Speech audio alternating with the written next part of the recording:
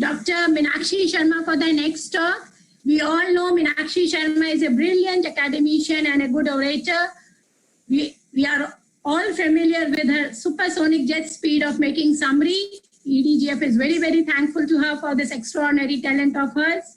There are a lot of awards and prizes to her credit. Most prestigious out of these are the Dr. R.D. Pandit Research Award and APJ Abdul Kalam Award from DGF. Her keen interest is in endoscopic surgery and vaginal surgery. So I invite Dr. Meenakshi. She'll be speaking about rest of the minor respiratory problems which we encounter during pregnancy, like tuberculosis, pneumonia, and acute lung injury. Welcome, Dr. Meenakshi. Thank you, ma'am. Thank you for the introduction and nice words. I would like to have my slides right. Thank you. I'll be talking about TB, pneumonia, and ARDS in pregnancy and try to cover all the respiratory problems which we might encounter. Next slide, please. Ma'am थोड़ा mic ऊपर कीजिए अपना mic. Okay, next slide, please, Vikrant. Can you hear now? Yeah. Yes. Okay. Tuberculosis in pregnancy, as we all know that tuberculosis is endemic in our country, and we do encounter patients who come in pregnancy who are already on ATT or diagnosed first time in pregnancy. So we need to, I'll be just briefly touching up the topic and we'll be giving the key take-home messages. Incidence and transmission of the tuberculosis is not affected by pregnancy. It is as common as in general population. Pregnancy does not alter the clinical course of tuberculosis. However, if it is untreated active tuberculosis, the mortality is high, about 30 to 40%. And the fetal risk is there due to either fetal infection or teratogenic with ATT drugs are only marginal. Disseminated tuberculosis is associated with adverse outcome like low birth weight, preterm delivery, or increased prenatal mortality. Tuberculosis bacteria rarely crosses the placenta, and true congenital TB is extremely rare. Next slide, please. Now, tuberculosis in the reproductive age group, ideally, women should delay the pregnancy for the time being that anti-tubercular therapy is complete and plan to conceive only after completion of the therapy. But many times it happens that the patient comes with already, she's on anti-tubercular drugs. They should continue the therapy. Strongly positive Mantoux test, if has been done in pregnancy, should be treated as a positive case. And all tuberculin sensitivity tests which are positive, but this should be screened for HIV, as HIV is commonly associated with tuberculosis. And INH prophylaxis should be administered in pregnancy to all TST positive women if they are HIV positive and had recent exposure to active TB or recent Mantoux converter. If the diagnosed tuberculosis in pregnancy, anti-tubercular drugs should be started along with the pyridoxine 25 to 50 milligram per day to decrease the neurotoxicity in the mother. And close monitoring with the liver function test should be done to look for any hepatic dysfunction. Next slide. This is the RNTCP guidelines with the category 1. Then new smear positive patients are put on 2-HR-JD and 4-HR. And category 4 are the MDR TB cases, which are treated with a second-line anti-tubercular therapy. Next slide. Vikrant, next slide.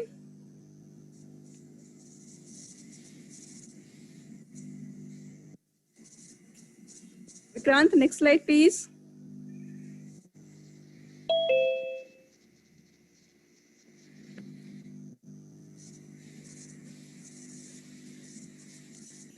Vikrant, can you hear me?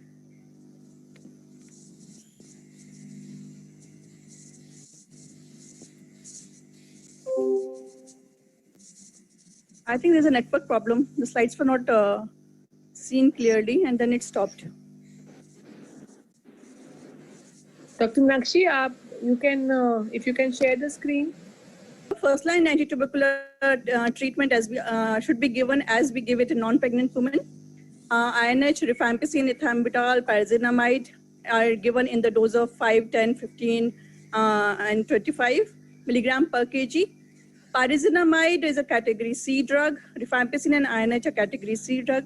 Initially, pyrazinamide were not given in pregnancy, but now international consensus statement by WHO, it has been allowed to be given in pregnancy in the active phase, as a benefit outweighs the risk, and there are no definite teratogenic effects seen from pyrazinamide. Whenever a patient is on rifampicin and INH, they should be put on pyridoxine. And a patient who comes in labor, who is on rifampicin, vitamin K should be administered daily, 10 milligram orally from 36 weeks onward, as well as to the baby, as soon as the baby is delivered, injection vitamin K should be given. And ethambutol, whenever patient is on ethambutol therapy, with, monthly vision testing should be done to look for retrobulbar neuritis. Streptomycin is category D drug and it's contraindicated as it causes ototoxicity in the fetus, and so it should not be given.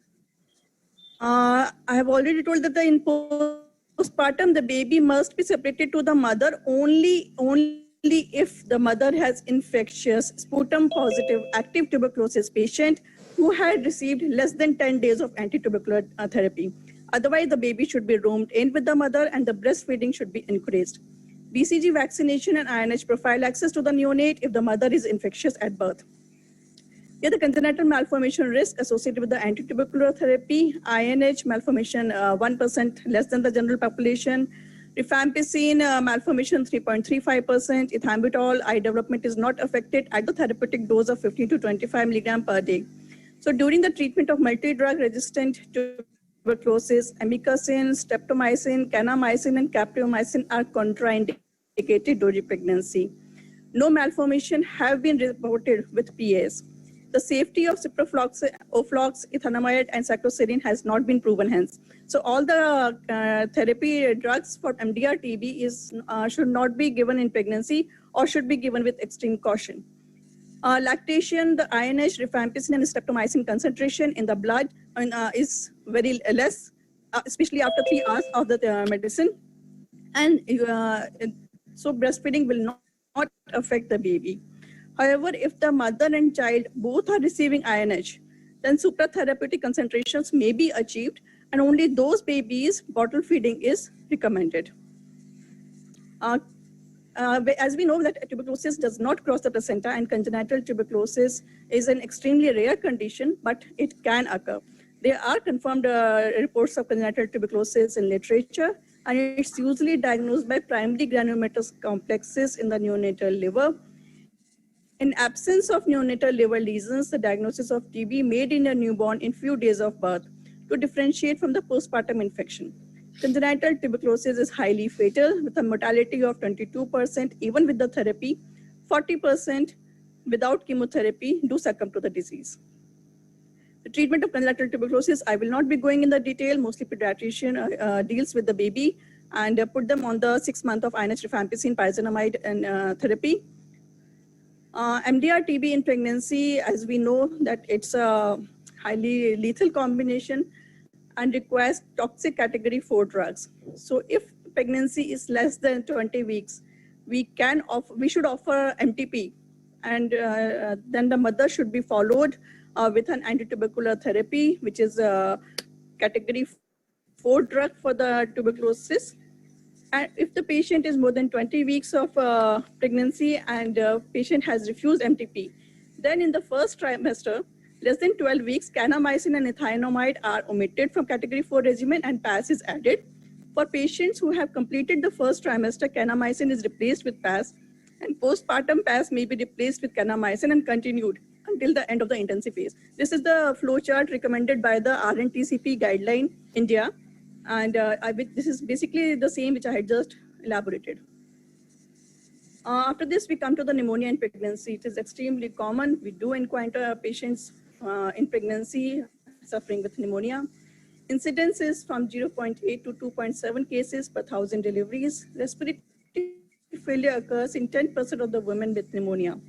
which can be serious and has to be managed with an inpatient therapy. Risk factors for the developing pneumonia in pregnancy are HIV infection, asthma, cystic fibrosis, tocolytic therapy with corticosteroid therapy for fetal lung maturity, anemia, smoking, cocaine abuse, and alcoholic abuse. And clinically, the patients with pneumonia usually presents with abrupt onset of fever with chills, productive cough, tachypnea, tachycardia, and localized harsh sounds on inspiration and pleuritic chest pain. They respond very well to antibiotic therapy. However, varicella and influenza pneumonia can be fatal in pregnancy. Women with HIV are prone to pneumocystis carinii pneumonia and requires close monitoring. Management of pneumonia prevention is the foremost management strategy. All pregnant patients should be vaccinated with influenza. Pneumococcal vaccination should be given to patients who are immunocompromised or had a splenectomy done for some other reason. PCP prophylaxis should be given to HIV patients with low CD4 counts. The workup includes the chest X-ray should be done with abdominal shield to confirm the diagnosis. Sputum and blood culture should be sent prior to antibiotic therapy. Appropriate antibiotic therapy is given for 10 to 14 days. Oxygen treatment should be given if saturation is less than 94%. Tetracycline and fluoroquinolone should be avoided. Varicella pneumonia should be treated with acyclovir. This is the CURB 65 scoring for community-acquired pneumonia in adults. And it's basically for the non-pregnant women, but should be recommended even for pregnant women who represents with pneumonia. Basically, CURB stands for confusion, urea, respiratory rate, and blood pressure, and age is 65 years. Confusion refers to altered mentation because of hypoxia. Urea more than 7 millimole per liter or 20 milligram per deciliter. Respiratory rate more than 30 per minute. And blood pressure, basically hypotension, systolic less than 90 or diastolic less than 60, are suggestive of severe pneumonia, which requires an inpatient management and might be in ICU care. Outpatient treatment for community-acquired pneumonia is azithromycin, 500 milligram to be given orally on day 1, followed by 250 milligram daily for 4 days, or erythromycin 250 milligram QID orally for 10 to 14 days. If the patient needs the criteria for admission, then they should be put on IV antibiotics. And the usual combination recommended by our standard treatment guidelines in India is IV beta-lactam antibiotic plus a macrolide, which is given for 48 to 72 hours, followed by oral therapy regimen. First choice is IV cefotaxime 2 gram, 8 hourly, and second choice is IV ceftriaxone. Third choice is IV coamoxiclav or the augmentin 1-2 gram, 8 hourly, along with an azithromycin 500 milligram daily, followed by oral therapy with azithromycin 500 milligram daily for 7 to 10 days, plus cefuroxime 500 milligram BD for 10 to 14 days. All the drugs which are used are safe in pregnancy. Now we go on to the acute lung injury or the acute respiratory distress syndrome, which is the life-threatening. Yes, ma'am? How much is azithromycin? Once a day? 500 milligram daily, 500 milligram daily for 7 to 10 days. That is for inpatient management. For an outpatient management, patients to be added. yes, ma'am. All patients to be added. This is from the standard treatment guideline of India. Now we go on to the acute lung injury or the ARDS, acute respiratory distress syndrome, which is the most fearsome problem which we can encounter in pregnant women. Respiratory failures are basically of 2 types. One is a ventilatory failure and one is a hypoxemic failure.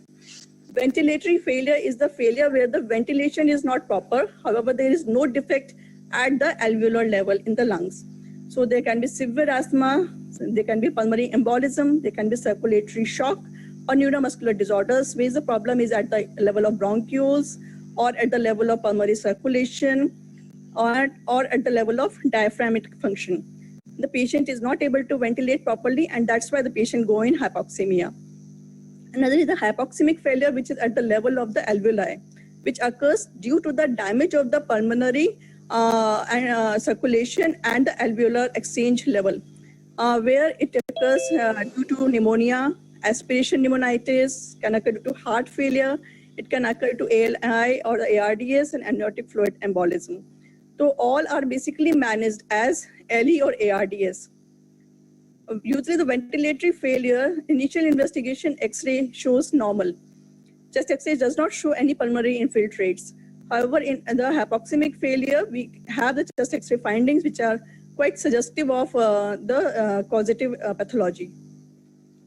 It is defined as acute onset of hypoxemic respiratory failure. Hypoxia means saturation is less, characterized by diffuse pulmonary infiltrates on chest X-ray. X-ray is flooded with the pulmonary infiltrates. There is severe hypoxemia, which is not responding to supplemental nasal oxygen and associated with a reduced lung compliance. According to the American European Consensus Conference in 1994, this is the diagnostic criteria of ALE and ARDS. ALE is basically a lung injury, which is a minor spectrum. ARDS is the worst spectrum of the lung injury. Acute lung injury, it is acute onset. Pulmonary oxygen saturation in the artery, when we do an ABG, the PaO2 oblique FiO2, the fraction of inspired oxygen, which is usually 21. So we take it as 0.21 fraction on the room air, and a partial oxygen, the ABG, we get the value. If it is less than the 300, regardless of the positive pressure in the alveoli. This, if it is less than 300, is acute lung injury. However, if it is less than 200, it's regardless of the PEEP, then it becomes an acute respiratory distress syndrome. Normally, the partial pressure of oxygen is more than 65, and FiO2 at the room air is 0.21. Usually, it comes to about 400 plus, which is normal. However, in this patient, this ratio of the partial pressure of oxygen to fractional inspired oxygen less than 300 signifies the acute lung injury, and if it is less than 200, it signifies the ARDS.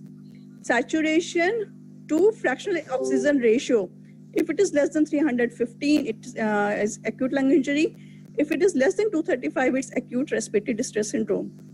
On chest X-ray, it shows bilateral infiltrates on the X-ray in both acute lung injury and ARDS. Pulmonary capillary wedge pressure is less than 18 millimeters of mercury, or there is no clinical evidence of left atrial hypertension in both ALE and ARDS. Basically, this rules out any left cardiac dysfunction or cardiogenic edema or cardiogenic failure, left heart failure. Basically, it shows that this left atrial hypertension is not there by the ECG or on the X-ray. Then it is considered to be ALE and ARDS. Incidence, it varies the ALE ARDS network. In the general population, ARDS and ALE occurs almost in 17.9 to 64 per 100,000 person in a year. However, there is a limited data in pregnancy. One of the large study of 28 patients with ARDS in pregnancy, the reported incidence was 1 in 6,227, which is also similar number in some other series which was reported later on. Clinical features, as I have already told, it's acute onset of tachypnea and tachycardia. Patient presents with breathlessness, their heart rate is high. There are bilateral crackles or wheezes, which we can easily hear. There is no signs of left-sided heart failure, absent S3 sound, elevated jugular venous pressure, and peripheral edema. This shows that the right heart function is okay. Chest X-ray, diffuse bilateral alveolar and interstitial infiltrates are present without cardiomegaly. If cardiomegaly is there, then it shows that it might be a cardiogenic cause. CT may have to be done sometimes, and when we look at the X-ray, it shows bilateral diffuse picture of infiltrates, but on CT, the infiltrates as well as atelectasis are seen worse in the dependent lung nodes. The differential diagnosis of ALE are cardiac valvular diseases like mitral stenosis, peripartum cardiomyopathy with pulmonary edema, even alveolar hemorrhages or pulmonary vasculitis. If the respiratory failure occurs with clear X-ray, always suspect asthma, pulmonary embolism, amniotic fluid embolism, and neuromuscular diseases like myasthenia gravis. So causes of ALE or ARDS in pregnancy, these are non-obstetric causes like sepsis, chemical pneumonitis, venous air embolism, aspiration, sepsis due to pyelonephritis, viral pneumonia, listeriosis, and severe hemorrhage. The non-obstetric causes constitute to almost 20 to 30% of ARDS, which is seen in pregnancy.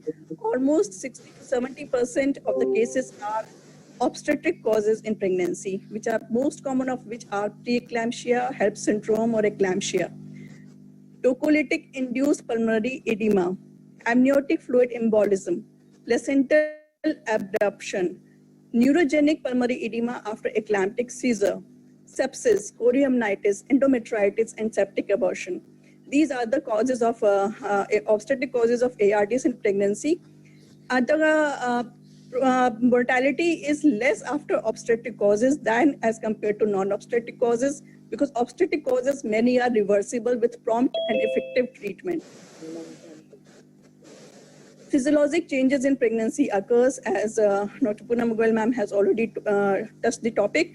Total lung capacity, functional residual capacity, expiratory reserve volume, and residual volume decreases by 4 to 20% in the non-pregnant state. However, maternal minute tidal volume increases. Tidal volume is the amount of air we breathe in one inspiration and expire in one expiration.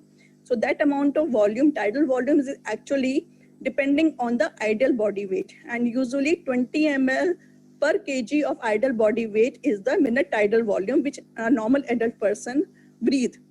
Ideal body weight is considered like a 45.5 kg weight at 5 feet of height, and at 2.3 inch to be added with every inch. So a patient of 5 feet 2 inches will usually have a 50 kg of body weight, ideal body weight, and the tidal volume will be 12 ml per kg. That will be around roughly 600 ml. This maternal minute tidal volume increases despite reduction in the residual capacities because of the tidal volume increase and as well as the respiratory rate which occurs in the pregnancy. The increased tidal volume leads to respiratory alkalosis in the mother, and partial pressure of carbon dioxide in the arteries dropped from 35 to 45. This is normal non-pregnant women. At baseline, it drops down to 27 to 34 millimeters of mercury. So this is the normal partial pressure of carbon dioxide in the ABG, which is 27 to 34 millimeters. Renal compensatory response occurs where it's increased bicarbonate excretion to maintain the normal pH and leads to flooded and collapsed air spaces affect the gas exchange. This is the pathophysiology of the ARDS. It occurs basically, there is a pathology at the level of alveoli. The alveolar and the pulmonary membranes, they are not only leaky, they have a lot of edema, which is inflammatory, filled with cytokines and inflammatory cells. It affects the gas exchange at the level of the alveoli. So there's neutrophilic inflammation, there's activation of the complement cascade, which is affected and can lead to DIC. There's disordered coagulation, thrombosis, and fibrosis in patchy areas in the alveoli in patients with ARDS. There is biomechanical shear toxicity by repeated opening and closure of alveoli. The alveoli in the ARDS patient, they are fragile. Their type 1 pneumocytes which are present are damaged. Type 2 which are regenerating and have to secrete surfactant are not able to secrete sufficient quantity. So there is a repeated opening and closing of alveoli. There is a toxic injury to the alveoli which occurs and leads to atelectasis of the alveoli. And the gas exchange is hampered at the level of the alveoli. Oxygen fraction, if it is more than 60%, FiO2, if it is more than 0.6, it will damage even a healthy lung tissue. So that high oxygen fraction by a ventilator also damages the alveoli. The regenerating type 2 alveolar cells do not produce surfactant, and abnormal ion exchange leads to flooded, collapsed air spaces affecting the gas exchange. Normal ABG in pregnancy, most of us, we don't know. But if we remember this simple formula, 7.37, 30, 70. pH is usually 7.37. Partial pressure of carbon dioxide is 30 millimeters of mercury, and partial pressure of oxygen is 70 millimeters of mercury. if a PaCO2 is more than 40 millimeters of mercury in a pregnant woman, that is considered to be in respiratory failure, especially if she is tachypneic, especially if the respiratory rate is high. That means she is not able to clear off this carbon dioxide, and that is being built up in her circulation. It is generally accepted that a higher maternal oxygen saturation of 95%, the SpO2 which we usually monitor 95%, it corresponds to the partial pressure of oxygen of 67. And this should be maintained to optimize the maternal oxygen delivery of the placenta. If we are not able to maintain a partial pressure of oxygen in the maternal circulation, the fetus will not get the oxygen delivery. And one more thing about the ABG, the respiratory acidosis is very poorly tolerated in pregnancy. If the pH falls 7.37, then there's a shift in the oxygen dissociation curve of the hemoglobin, and the fetus will not be able to extract the oxygen from the maternal circulation if there is a respiratory acidosis. So we must take all precautions to maintain the acid-base status in these patients. Workup of a patient of ARDS, we have to take a sputum and a blood culture, nasal swab for influenza, biochemistry, CBC, liver function test, kidney function test to be done. ABG should be taken ideally at admission or within 30 minutes of intubation and mechanical ventilation. Chest X-ray should be done as soon as possible with the abdominal shield. ECG and echo should be done to rule out cardiogenic causes of pulmonary edema or other cardiac failures, which can precipitate as ARDS. Coagulation profile is specially indicated if there is an aspiration or amniotic fluid embolism is suspected. Bronchoscopy and bronchoalveolar lavage should be done in refractory cases when no cause has been found out. Then a bronchoscopy and lavage fluid can be sent for cytology and look for any evidence of alveolar hemorrhage. It requires a multidisciplinary critical care management. Obstetrician is usually the admitting physician, and basically she is responsible for the optimal care of the patient. Radhika? Obstetrician, they need a neonatologist, intensivist, primary critical care clinician, and a radiologist. Detailed plan regarding fetal monitoring, labor monitoring, acceptable pharmacotherapy during pregnancy, and contingency plan if delivery is imminent should be decided in the team. Emergency management of ARDS, we have to ensure ABC. We have to ensure that airway is maintained. If the patient is unconscious or severely hypoxemic, endotracheal intubation should be done in expert hands. Breathing should be maintained by either non-invasive or invasive positive pressure ventilation to maintain an SpO2 of more than 95% or a partial pressure of oxygen of 67 millimeters of mercury. Bronchodilators to be used if bronchospasm is associated. Circulation should be maintained. We should aim to maintain a mean arterial pressure of 65 millimeters of mercury and a urine output of more than 0.5 ml per kg per hour. Mean arterial pressure of more than 65, preferably 70, is to be maintained to ensure an adequate circulation in the mother and the baby. It can be done by fluid restriction, vasopressors if there is a hypotension, inotropic support if associated cardiac cause. So we might have to restrict the fluid so that the pulmonary edema does not develop. We might have to give vasopressors like norepinephrine, dopamine for hypotension, and dopamine if there is a peripartum cardiomyopathy, then that needs to be taken care of. So management of the ARDS, the key point is that it's an intensive care unit management, which maintains the airway and supplemental oxygen therapy.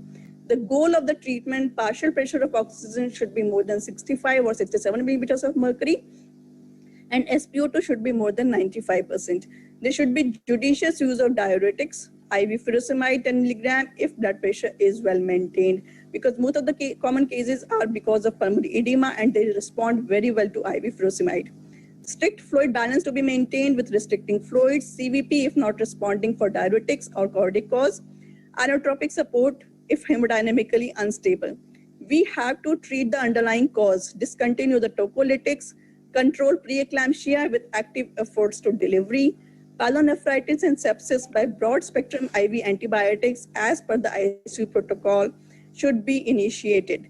Like piperacillin tazobactam combination along with clindamycin should be started in patients within an hour of patient coming for admission after taking all the blood samples and the sputum samples for culture.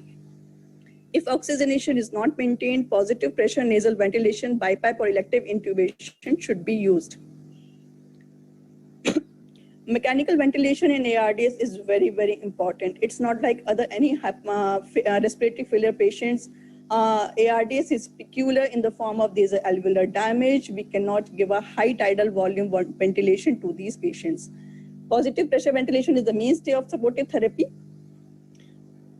If such patients are receiving a large tidal volume and a high airway pressure can worsen the lung injury, which is caused in an ARDS patient, and it is usually named as ventilator-induced lung injury.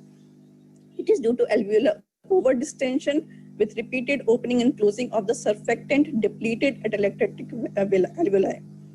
So villi itself, when a patient has a villi, has a ventilator-induced lung injury, it releases the pro-inflammatory cytokines, which contributes to systemic inflammatory response, resulting in multi-organ failure.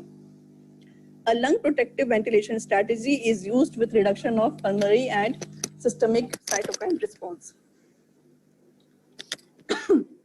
Sorry. Recommendation from the ARDS network has basically said that the low tidal volume approach. Ideal tidal volume is 12 mmol per kg idle body weight. But if we give ARDS patient a low tidal volume approach to 6 ml per kg and titrate the FiO2 and PEEP, and the plateau pressure is maintained below 30 centimeters of bicarbonate water, and bicarbonate infusion is given to correct the respiratory acidosis resulting from controlled hyperventilation caused by low tidal volume ventilation, we can save many patients. Mortality is significantly reduced if we are using a low tidal volume approach. In this plateau pressure, this is the pressure in the alveoli at the end of the inspiration, and it should be maintained less than 30 centimeters as it prevents the overdistension of the alveoli. If the and we need to titrate the saturation in the maternal circulation by titrating the FiO2, the inspired oxygen fraction, and positive end pressure by maintaining between 5 to 10. When we have a high PEEP, that is the end pressure in the alveoli at the end of expiration.